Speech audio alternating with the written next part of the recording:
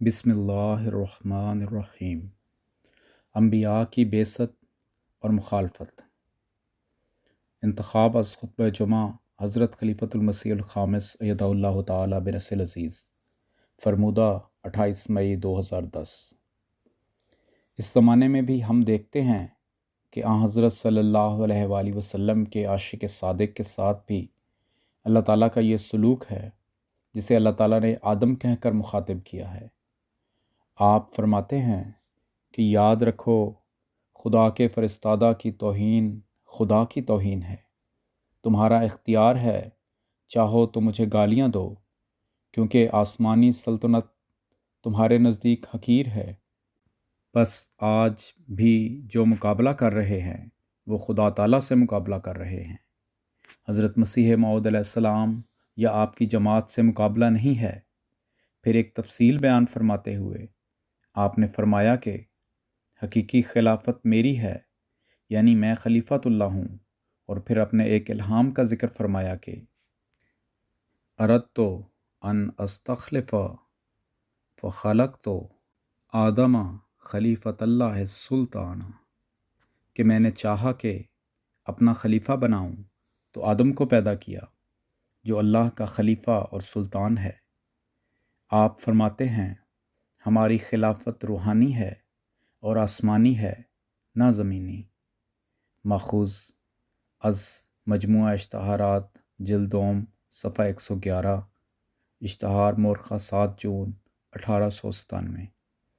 پس یہ آدم کا مقام خدا تعالیٰ نے آن حضرت صلی اللہ علیہ وآلہ وسلم کی غلامی کی وجہ سے آپ کو عطا فرمایا، اور جب یہ مقام دیا تو جیسا کہ خدا تعالیٰ کا قانون ہے فرشتوں کو حکم دیا کہ آدم کو سجدہ کرو، اس خاص بشر کو سجدہ کرو جس کو میں نے اپنے دین کو پھیلانے کے لیے چن لیا ہے۔ تو غیر معمولی تائیدات کا ایک سلسلہ بھی آپ کے ساتھ شروع ہو گیا اور ایک آدمی کروڑوں میں بن گیا۔ آپ کو الہاماً یہ تسلی دی گئی کہ میں تیرے ساتھ ہوں اور میرے فرشتے بھی تیری مدد کے لیے ہمہ وقت مستعد ہیں۔ اللہ تعالیٰ نے آپ کو فرمایا فَإِنِّي مَعَ الرَّسُولِ اقوم وَيُنْصُرُهُ الْمَلَائِکَۃُ، پس میں اپنے رسول کے ساتھ کھڑا ہوں گا اور ملائکہ بھی اس کی مدد کریں گے۔ تذکرہ صفحہ 309 ایڈیشن چہارم۔ اور یہ خدا تعالیٰ کی مدد کوئی پرانے قصے نہیں ہیں، بلکہ اپنے وعدے کے مطابق آج تک خدا تعالیٰ کی مدد کے نظارے ہم دیکھتے ہیں۔ شیطان بھی اپنا کام کیے چلا جا رہا ہے، اور فرشتے بھی۔ جب اللہ تعالیٰ اپنے فرشتوں کے ذریعے سینے کھولتا ہے تو اس کی تمام روکیں دور ہو جاتی ہیں۔ ایک جگہ ظلم کر کے جماعت کو دبایا جاتا ہے تو دوسری جگہ نئی نئی جماعتیں پیدا ہو جاتی ہیں۔ گزشتہ دنوں میں عربوں کے متعلق الفضل میں ندیم صاحب جو ایک صفحہ لکھتے ہیں، اس میں ایک واقعہ دیکھ رہا تھا۔ اس میں حلمی شافی صاحب کی قبولیت احمدیت کا واقعہ تھا کہ کس طرح اللہ تعالیٰ نے ان کو احمدیت کی طرف مائل کیا۔ مصطفیٰ ثابت صاحب جو پہلے احمدی تھے، وہ اور حلمی شافی صاحب صنعاء کے صحرا میں جس کمپنی میں وہ کام کرتے تھے ایک جگہ اکٹھے ہو گئے تو کہتے ہیں میں دیکھتا تھا کہ ایک نوجوان ہے جو دوسروں سے الگ تھلگ رہتا ہے، نمازیں بھی باقاعدہ پڑھتا ہے۔ پہلے مجھے خیال ہوا کہ یہ بہائی یا کوئی اور ہے، پھر دیکھا جو باقاعدہ نمازیں پڑھتا ہے تو خیال ہوا بہائی تو نہیں ہو سکتا۔ پھر اور بعض فرقوں کی طرف دھیان گیا، پھر میں نے آہستہ آہستہ اس سے تعلق پیدا کرنا شروع کیا تو دیکھا کہ وہ نوجوان یعنی مصطفیٰ ثابت صاحب اسلام کے جو نظریات پیش کرتا تھا، جو دلیلیں دیتا تھا، وہ ایسی ہوتی تھیں کہ میرے پاس جواب ہی نہیں ہوتا تھا۔ علماء سے بھی میں جواب مانگتا لیکن تسلی نہیں ہوتی تھی۔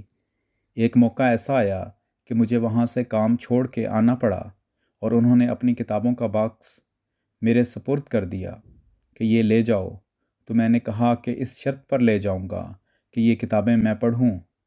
اس میں نے قرآن کریم کی تفسیر جو 5 والیوم میں ہے اور بعض اور کتب پڑھیں، اسلامی اصول کی فلسفی پڑھی، تو کہتے ہیں کہ ہر کتاب کو پڑھ کے جس طرح غیر از جماعت علماء کی اور پڑھے لکھوں کی بھی عادت ہے کہ حضرت مسیح موعود علیہ السلام کی کتب میں اعتراض تلاش کرنا، اور آج کل پاکستان میں یہ اعتراض کی صورت بڑی انتہا پر گئی ہوئی ہے۔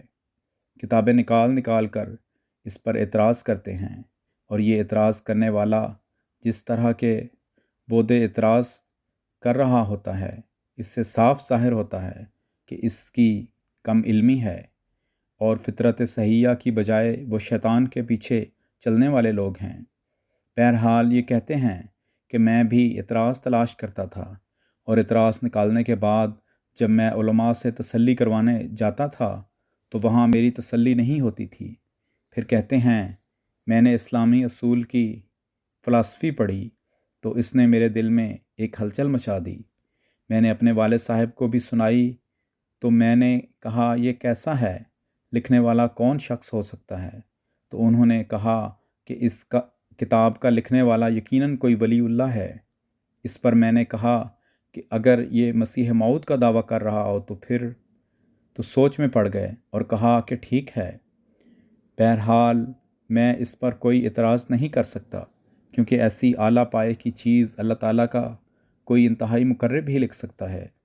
لیکن میں تو اب بوڑھا ہو رہا ہوں، اس لیے مذہب کے معاملے میں پکا ہو چکا ہوں، تو میں تو قبول نہیں کر سکتا۔ لیکن بہرحال حلمی شافی صاحب کے دل میں آہستہ آہستہ تبدیلیاں پیدا ہوئیں۔ وہ سعید فطرت تھی جس نے اعتراضوں کی تلاش کے باوجود ان کو حق پہچاننے کی توفیق عطا فرمائی، اور انہوں نے بیعت کر لی۔ ماخوذ از الفضل انٹرنیشنل، مورخہ 28 مئی 2010، صفحہ 3-4۔ تو اس طرح کے واقعات بے شمار ہیں، آج کل بھی ہوتے ہیں۔ کچھ لوگوں کو اللہ تعالیٰ خوابوں کے ذریعے سے دکھاتا ہے۔ اب خوابوں کے ذریعے سے جو پیغام پہنچتا ہے اس میں تو کسی انسان کا ہاتھ نہیں ہوتا، تو یہ سب اس کی تائید میں ان فرشتوں کی ایک ہلچل ہے جو سارے نظام میں مچی ہوئی ہوتی ہے، جو اللہ تعالیٰ اپنے فرستادے کے لیے ظاہر کر رہا ہوتا ہے۔ اور پھر اس طرح سے جو سعید فطرت ہیں وہ حق کی طرف آتے چلے جاتے ہیں، لیکن دوسری طرف شیطان کے قدموں پر چلنے والے مخالفت میں بڑھتے چلے جاتے ہیں۔ وہ روکیں ڈالتے ہیں، اور ان کے پیچھے ان کا وہ تکبر کام کر رہا ہوتا ہے جس کی اللہ تعالیٰ نے نشاندہی فرمائی تھی، جو انہیں ملائکہ کے زمرہ سے نکال کر بغاوت پر آمادہ کرتے ہیں اور شیطان کے پیچھے چلنے پر مجبور کرتے ہیں۔ پس اللہ تعالیٰ کے بندے تو خدائی صفات کا پرتو بنتے ہیں، اور ان کا خدا تعالیٰ سے تعلق بڑھتا چلا جاتا ہے۔ روحانی ترقی میں بھی ان کے قدم بڑھتے ہیں، اور اس طرح دنیاوی اور مادی معاملات میں بھی خدا تعالیٰ کی رضا کو پیش نظر رکھتے ہوئے وہ ترقی کرتے چلے جاتے ہیں۔ حضرت مسیح موعود علیہ السلام نے اس کی جو تفسیر ایک جگہ فرمائی ہے، یہ میں ابھی آپ کے سامنے رکھتا ہوں۔ آپ فرماتے ہیں تکبر ایسی بلا ہے کہ انسان کا پیچھا نہیں چھوڑتی۔ یاد رکھو تکبر شیطان سے آتا ہے، اور تکبر کرنے والے کو شیطان بنا دیتا ہے۔ جب تک انسان اس راہ سے قطعاً دور نہ ہو، قبول حق و فیضان الوحیت ہرگز نہیں پا سکتا۔ بہوالا تفسیر حضرت مسیح موعود علیہ السلام، جلد 2، صفحہ 520، سورہ الاعراف، زیر آیت 13۔ آواز بشارت محمود۔